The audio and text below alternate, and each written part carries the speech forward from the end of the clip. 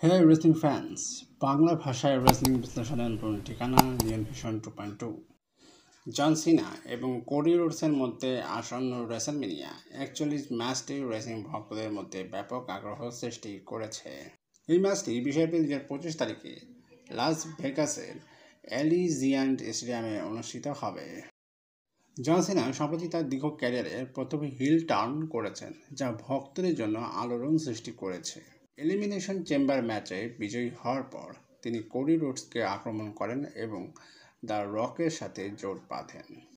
31 March 2025 তারিখে লন্ডনের 32 এরেনায় অনুষ্ঠিত মন্ডে নাইটের জন সিনা রোডসের মধ্যে উত্তপ্ত প্রোমো সেগমেন্ট হয়, যেখানে সিনা রোডসের পূর্বের অ্যাডব্লিউ সময়কাল নিয়ে মন্তব্য করেন আর রোডস সিনার লিগ্যাসি এবং উদ্দেশ্য নিয়ে প্রশ্ন তোলেন।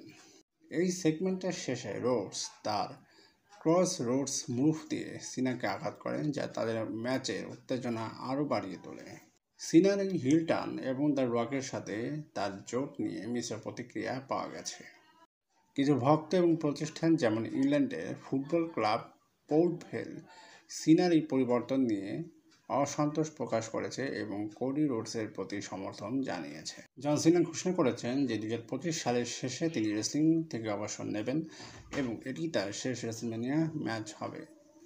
এই ম্যাচে জয়ী হলে তিনি 17তম বিশ্ব চ্যাম্পিয়নশিপ শিরোপা অর্জন করবেন, যা রেসলিং ইতিহাসে একটি নতুন মাইলফলক স্থাপন করবে।